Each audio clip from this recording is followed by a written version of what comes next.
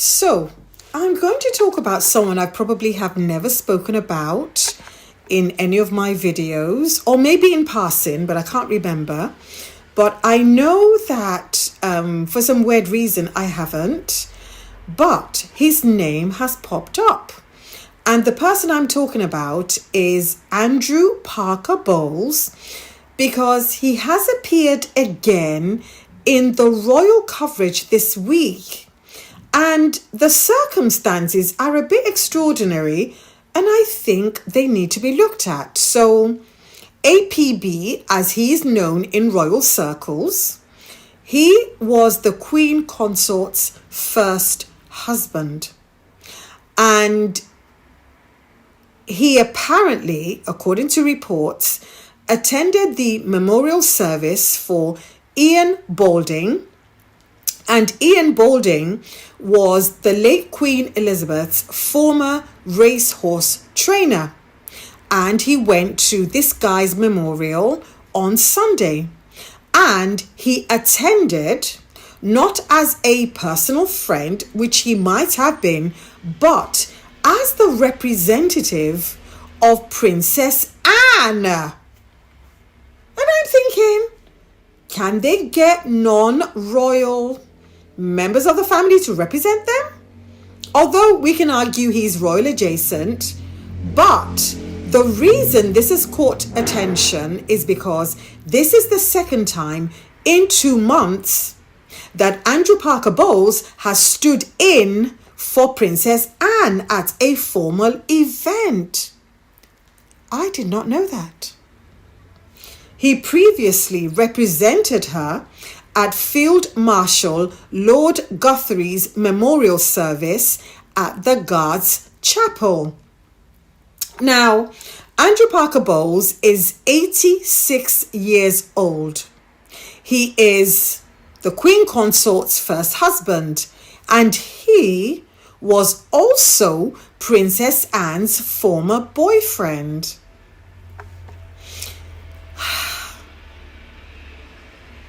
There are words I can say, there are words I am so trying hard not to say right now, but I'm going to.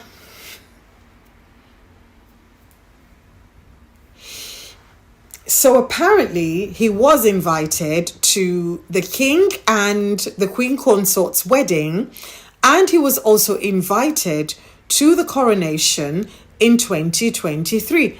It's amazing how your own child and your own child's biracial wife doesn't get half the support, and I would even say respect, that people like this man get. But to be fair, I remember in those days when all this was going on, this man was described as someone who laid down his wife for England. So yeah, he's getting rewarded for services rendered to the crown. But who knows? But anyway, those are just my musings, and that was a little joke, by the way. So apparently, this man, he regularly attends horse shows, and he races alongside both women. And he steps in at funerals and semi-royal engagements when required. But he is not a member of the family. We know that Princess Anne is married to Vice Admiral Sir Tim Lawrence, and Tim Lawrence is a member of the royal family by marriage. And Tim Lawrence has appeared in many family photographs. He attends official events, and he's actually Anne's husband of over 30 years. And yet, Princess Anne sent the ex-boyfriend to represent her at a funeral. This is like a soap opera. I don't even know what to call it, what to title it. Okay, I'm going to give you guys a challenge. We need to title this something. I have no idea what to title it, but yeah. So, when it comes to Princess Anne, she has been billed as the hardest working member of the royal family. And to be fair, that is not a very hard thing, because we have people like the other brother and the other girl. So where Anne, at her advanced age, in her 70s, she is clearing events. She's probably doing around, I don't know, over 500 a year. And she did that in a year when she was ill. I believe she was even kicked over the head by a horse or something like that. So we know she is the royal family's workhorse. And that woman, give her due, according to the metrics that was set, according to the KPIs that were set by that family, that woman, she does her engagements. But she had several people she could send to represent her.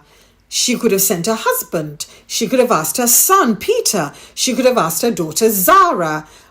But instead, she asked her ex-boyfriend for the second time in 2 months. So, I want to place this alongside the institution's position on Harry and Meghan, because the contrast is illuminating. So the institution spent years insisting that Harry and Meghan's half-in, half-out proposal was constitutionally impossible. We know that was a big fat lie. We know you're lying. But they were also saying that, the reason the half in, half out is impossible is because you could not have meaningful role adjacent to the royal family without being fully inside it. So they were saying you have to be fully in for your role to be significant. So they also said that the blurring of the lines between official and private was dangerous and damaging and a threat to the institution's integrity. Now, I could sit here and argue all day about the institution's integrity, but I will not, because I will be here literally till next Christmas, because that institution and integrity, they're like that. But I digress.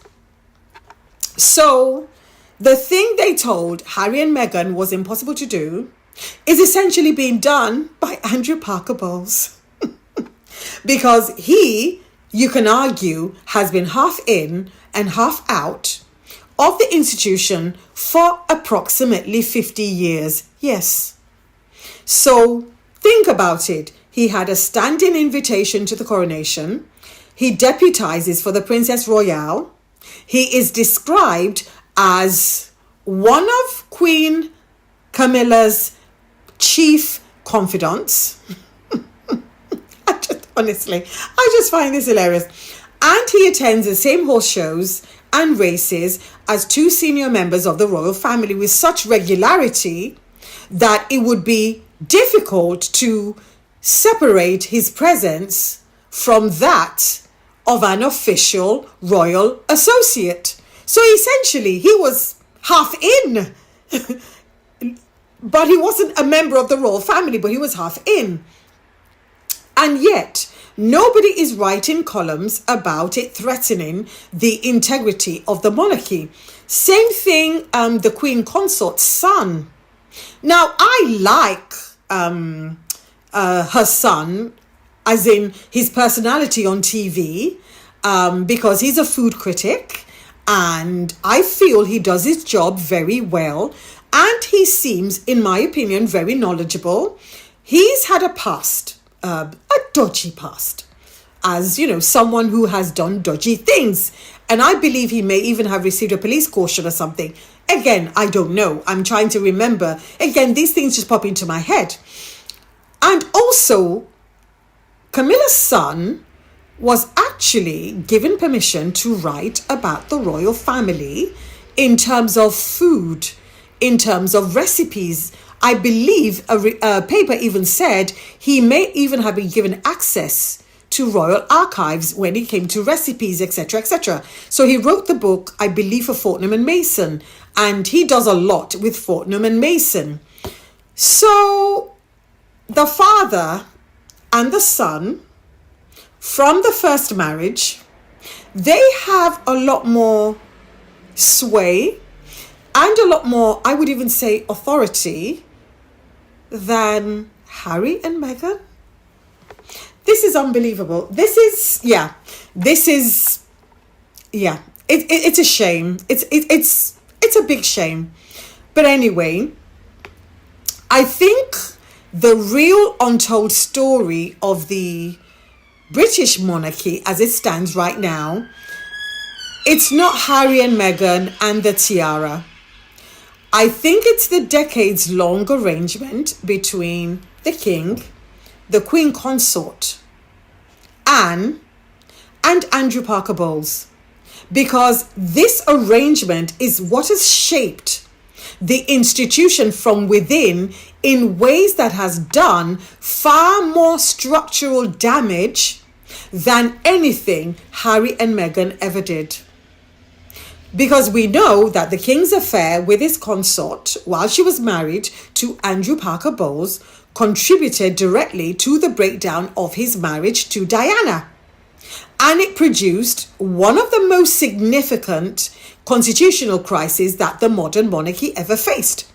And the treatment of Diana inside that institution and what happened after is what everything we are seeing right now, it flows from that.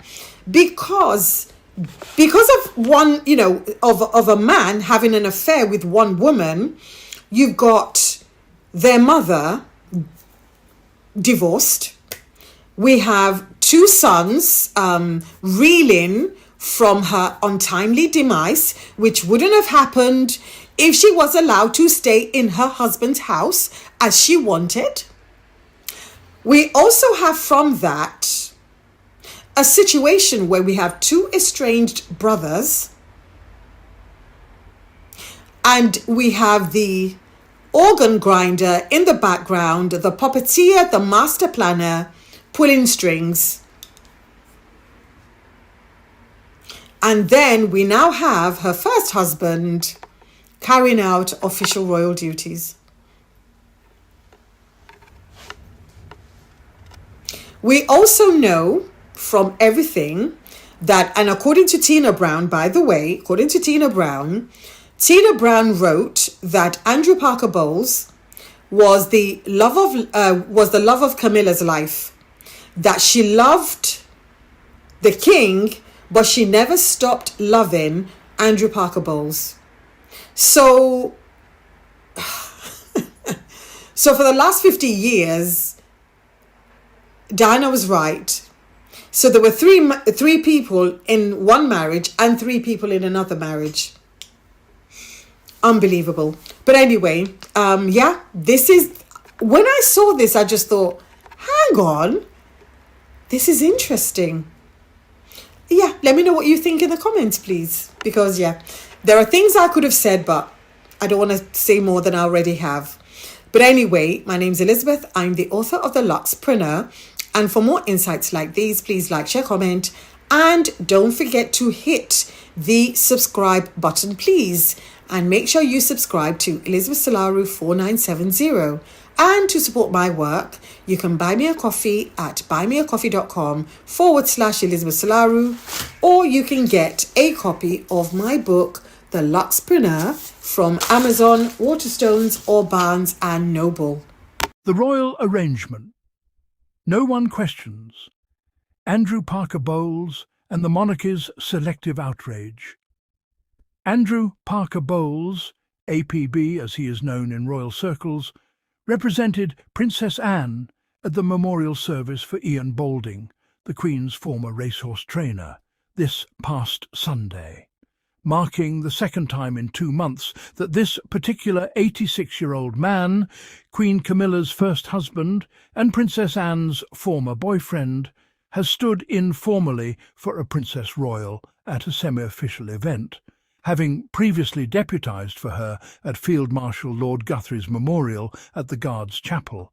And what makes this arrangement so quietly extraordinary is not simply that it happened once, or even twice, but that it exists at all as an unexamined institutional fixture. Because Anne has a husband, Vice Admiral Sir Tim Lawrence, a man who has been married to her for over 30 years, who appears in family photographs, who attends official events, who is by every conventional measure her partner in precisely the kind of formal representational capacity that was apparently filled twice by her ex-boyfriend instead. And no one in the British press, no royal correspondent, no constitutional commentator has thought to write a single column asking why, which is itself the story.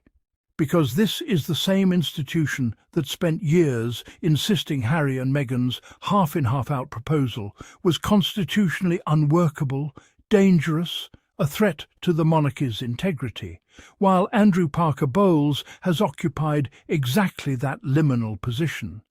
Coronation guest, royal deputy, chief confidant, perpetual presence at horse shows, alongside two senior members of the family, for approximately 50 years, entirely without comment. Andrew Parker Bowles steps in for Princess Anne. Again, Andrew Parker Bowles attended the memorial service for Ian Balding, the Queen's former racehorse trainer, on Sunday, representing Princess Anne at the occasion. It is the second time in the space of 2 months that Parker Bowles has stood in for the Princess Royal at a formal event, having previously represented her at the memorial service for Field Marshal Lord Guthrie at the Guards Chapel. 2 memorial services, 2 appearances on Anne's behalf, the same man both times. Andrew Parker Bowles, the man who has been half in, half out of the royal family for 50 years. At 86 years old, Andrew Parker Bowles occupies a position in royal circles that defies easy categorization. He is Queen Camilla's first husband. He is Princess Anne's former boyfriend. And yet, despite holding neither title nor official role, he moves through the institution with a fluency that most actual members of the royal family might envy. He receives invitations to major royal events. He was there at Charles and Camilla's wedding, and he was there at the 2023 coronation. And he turns up with such regularity at horse shows and races alongside senior royals that his presence has long since ceased to register as unusual. He is simply there, as he has always been there, occupying a lane that the institution insists does not exist, and yet has quietly accommodated for the better part of 5 decades. Andrew Parker Bowles represents Princess Anne. But where is her actual husband? Princess Anne has been married to Vice Admiral Sir Tim Lawrence for over 30 years. Tim Lawrence is a member of the royal family by marriage. He appears in the family photographs. He attends the official events. He is, by every conventional and constitutional measure, the appropriate person to stand in for his wife at a formal memorial service. And yet Anne sent her ex-boyfriend to the funeral. Not her husband of 30 years. Not Tim Lawrence, who holds the title, carries the role, and occupies the official position. Her ex-boyfriend. The man she dated before she married Mark Phillips, before she divorced Mark Phillips, before she married Tim Lawrence, and long before Andrew Parker Bowles became Queen Camilla's first husband. That man, him, for the second time in 2 months. The half-in, half-out hypocrisy at the heart of the British monarchy. The institution spent years insisting that Harry and Meghan's half-in, half-out proposal was constitutionally impossible, that you could not occupy a meaningful space adjacent to the royal family without being fully inside it, that the blurring of lines between official and private roles was dangerous and damaging, and a direct threat to the institution's integrity. Officials said it with great seriousness and considerable conviction. And yet Andrew Parker Bowles has maintained precisely that arrangement for approximately 50 years, attending coronations, deputising for a Princess Royal, described openly as one of Queen Camilla's chief confidants, present at the same race courses and horse shows as two senior members of the royal family with such regularity that distinguishing his role from that of an official royal associate would require considerable effort. Nobody convened a constitutional review. Nobody wrote the columns about institutional damage. Nobody asked with any great urgency what it meant for the integrity of the monarchy that a man married to neither of the senior women whose lives he moves through so freely has been half in half out of this institution since before Harry was born. The man who has been half in, half out for 50 years, Andrew Parker Bowles, has held a standing invitation to major coronations, deputises for the Princess Royal at formal events when required, and is described by those close to the institution as one of Queen Camilla's chief confidants and closest advisers. He attends the same horse shows, races, and semi-royal occasions with such consistency and such ease that it would be genuinely difficult, watching from the outside, to distinguish his presence from that of any official royal associate. He is, in other words, embedded, not peripherally, not occasionally, but structurally, woven into the fabric of the institution's social and ceremonial life in a way that has become so normalized it no longer registers as remarkable to the people who cover this family for a living. The arrangement that changed everything. Andrew Parker Bowles and the royal family's hidden architecture. The real untold story of the modern British monarchy is not Harry and Meghan and the tiara. It is the decades-long arrangement between Charles, Camilla, Anne and Parker Bowles that shaped the institution from within in ways that had far more structural consequences than anything Harry and Meghan did or did not do. Charles's affair with Camilla, while she was married to Parker Bowles, contributed directly to the breakdown of the marriage to Diana. The marriage that produced the most significant constitutional crisis the modern monarchy has faced. The treatment of Diana inside that institution, and what happened after, is the event from which everything else flows. The tabloid intrusion, the surveillance, the manipulation, the slow institutional unravelling that played out on television sets across the world. And the institutional culture that had no idea how to handle Diana, that failed her so comprehensively and so publicly, had learned nothing 12 years later when Meghan arrived. The same patterns, the same silence, the same machinery turning in the same direction. The institution did not repeat those failures by accident. It repeated them because the culture that produced them was never examined, never reformed, never held to account. The real scandal is not the one they write about. It never has been. The invisible architect at the heart of the royal story. The press corps, given the choice between a borrowed tiara and a half-century structural arrangement that rewired the emotional and institutional DNA of the British monarchy, will choose the tiara every single time. It is easier, it is shinier, it requires no memory and no inconvenient arithmetic. But Andrew Parker Bowles, 86 years old, ex-husband of the Queen, ex-boyfriend of the Princess Royal, coronation guest, funeral deputy, permanent fixture at every racecourse and horse show where senior royals congregate, represents something the tabloids have never had the appetite to name properly. He is the emotional architecture.